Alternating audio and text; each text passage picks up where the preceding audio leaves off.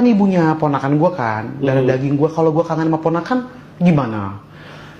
Satu-satunya alasan kenapa gue masih deket sama Ciwenda dan juga keluarga karena ponakan-ponakan gue nyaman bersama bundanya. Ponakan gue tuh pada bahagia sama bundanya. Ya masa paman mana sih yang gak bahagia ngeliat ponakannya seneng? Iya dong, ya pasti kan dukung. Tapi kan ada orang ngomong ya sama ponakan sih ya iya, tapi kan ini kan sama mantan ipar gitu. Iya aneh juga netizen. Masa gue mau ketemu ponakan janjian depan Indomaret, ponakan gue masih kecil 3-4 tahun. Terus gue chatting gitu dia bilang, lu mau ketemu gue janjian di depan deh, gue gak mau ketemu mak lo. Gila. Ya gak mungkin. Orang ponakan gue mau ibunya, gue samperin lah. Ibunya apa? Hai guys, berkali ini datang dari Denny Sumargo yang menantang YouTuber backpacker untuk datang ke podcastnya klarifikasi soal Gunung Kawi dan Fitri. Namun tingkahnya tersebut membuat netizen menyangka jika Denny Sumargo berpihak pada Sisi Sarwenda. Yang penasaran berkas lengkapnya nonton video sampai habis. Jejak backpacker, data klarifikasi kamu di sini. Iya benar. Di bawah Fitri itu. Iya bawa Fitri benar. Iya. Jangan sampai isunya jadi aneh-aneh. Kasihan orang yang Gunung tertuduhnya. Kawinya ke fitnah. Betul. Si artisnya ke Iya, fitnah. artisnya ke fitnah. Iya kan kredibilitas, akuntabilitas daripada orang ini apa gitu kan? Jejak ribut lah, masa damai. Orang baru gue yang judulnya unek-unek netizen itu gue serius ya. Jadi kalau buat kalian yang memang kurang yakin, kalian bisa DM gue langsung. Perwakilannya siapa, misalnya di pendukung siapa. Nanti kita data. Nanti ada uang transport lah. Kemudian apabila kalian pengen pakai topeng, boleh. Kalian nggak pengen pakai topeng, boleh. Nanti dipertemukan nih dua belah pihak, berdialog nih, masing-masing dengan keyakinan dia masing-masing, di unek-unek netizen, oke? DM gua ya, ini serius kok, oke? Unek-unek netizen, ribut lah, masa damai. Saya ngomong ini sakit sekali dada saya untuk membahas anak itu, ya. Jadi kami itu, saya itu benar-benar cuma ingin keluarga saya itu dihargai. Nah adik saya ini punya pergaulan yang bagus, jadi makanya pesan buat saya, napak bumi, ingat lagi. Ya, ingat lagi. Jangan nongak terus ke kepala atas. Saya sudah pernah mengangkat kamu untuk naik tinggi tanpa kamu tongakkan kepalamu.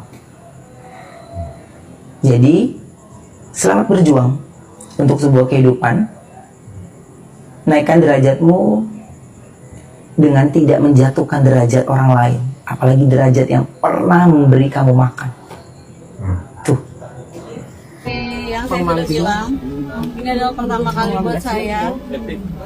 Sangat deg-degan, tapi saya akan berjuang selalu buat anak-anak saya. Karena dari awal saya punya anak, saya sudah bertekad akan selalu menjaga dan menyayangi anak-anak saya dan memberikan kebahagiaan ke anak-anak saya. Jadi semoga segala suatu proses berjalan dengan lancar. Saya juga selaku warga Indonesia, warga negara Indonesia yang baik, saya datang. Udah betul nih dari awal sampai akhir. Tapi ada kata-kata saya berjuang untuk anak. Harusnya tadi yang bagian ini nggak usah. Nanti dibelah-belah lagi sama sebelah. Dibilangnya nanti terus yang itu nggak berjuang buat anak, emang kamu aja yang berjuang buat anak, katanya lagi nanti. Kok jadi kubelain pula kau? Tapi memang kayak gitu. Harusnya bagian itu nggak usah, ada betul kau ini. Cuy.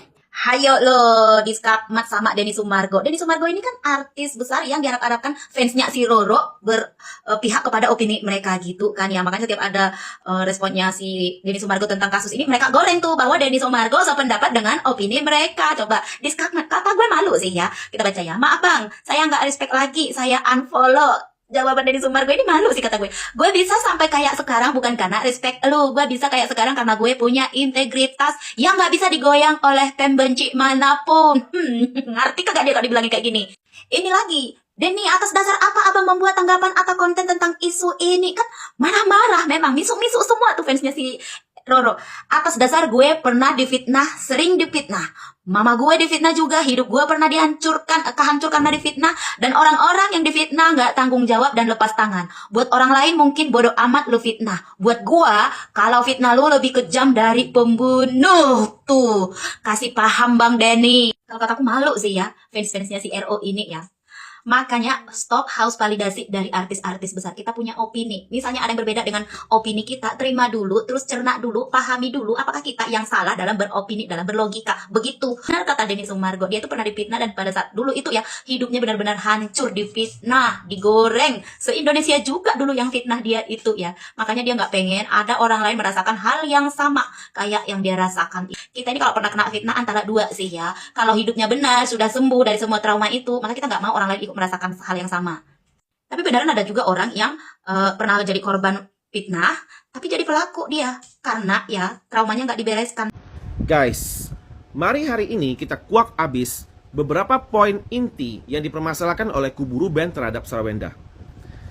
Pertama, tentang perkataan gue nggak butuh duit lu Jing. Perkataan ini bukanlah perkataan sombong, karena ini adalah sebuah tanggapan. Sarwenda sedang membaca SMS yang tentunya tentang balas-balasan tentang biaya anak. Karena pada saat itu juga ya, masa itu Ruben sudah tidak memberikan biaya anak selama 11 bulan lamanya. Gitu. Jadi maka itu tentunya mereka sedang balas-balasan tentang hal ini, di mana Sarwenda meminta tapi Ruben yang nggak mau kasih, dan lalu Sarwendanya tentunya akan marah. Dan boleh marah dong tentunya karena tidak diberikan duit ini yang tentunya adalah sistem reimburse pun gitu loh selama 11 bulan lamanya. Dan dia mengatakan gitu dalam arti ya udah, saya nggak butuh duit kamu karena saya bisa cari sendiri. Ini adalah statement bela diri dari seseorang yang diserang oleh bully finansial. Ini wanita single mom fighter yang tegar, yang bisa mencari duit sendiri, maka itu tentunya dihadapkan dengan bully finansial yang menyandera, mangkir duit biaya anak-anak, maka tentunya dia akan mengatakan, ya sudah saya bisa cari sendiri. Ini sama sekali tidak salah. Siapapun yang mengatakan bahwa statement ini sombong, itu berarti otaknya terbalik. Dan lalu, tentunya saya mau menjelaskan ini, poin ini yang tentunya mungkin sering di-miss oleh masyarakat ya. Kenapa perceraian itu sangat mungkin tidak ada nominal 200 juta? Itu karena sama sekarang ini mereka bisa main-main angkanya, kadang-kadang 225, kadang-kadang 200 berapa gitu kan. Jadi, tapi kenapa? Intinya ada asumsi ya, ataupun kayak secara lugas akan mengatakan 200 juta gitu kan. Dari mana angka 200 juta ini? Kalau misalnya mereka tidak ada apa tuh namanya nominal purchase yang dikatakan di perjanjian perceraian gitu loh. Spekulasi saya adalah kenapa? Adalah angka ini tidak berubah sejak semasa rumah tangga masih berjalan. Gitu loh. Kenapa? Karena sejak semasa perkawinan masih berjalan, rumah tangga masih berjalan pun ya, Ruben Onsu tidak memberikan nafkah pribadi kepada Sarwenda. Itu dikatakan di artikel. Tapi mungkin poinnya kemungkinan masyarakat sering miss gitu ya. Ruben Onsu tidak memberikan apapun yang pribadi kepada Sarwenda. Sarwenda kalau bisa beli tas, perhiasan atau apapun itu ya yang pribadi, anggaran ini nggak ada. Betul. Dia hanya memberikan sebatas untuk maintenance rumahnya, seperti kayak ART lah apa gitulah, dan lalu sebatas keperluannya anak-anaknya, apapun yang anak-anak sentuh. Gitu loh. Apapun yang anak-anak bisa perlukan. Mobil, supir, gitu kan. Uang anak-anak gitu kan. Jadi maka itu.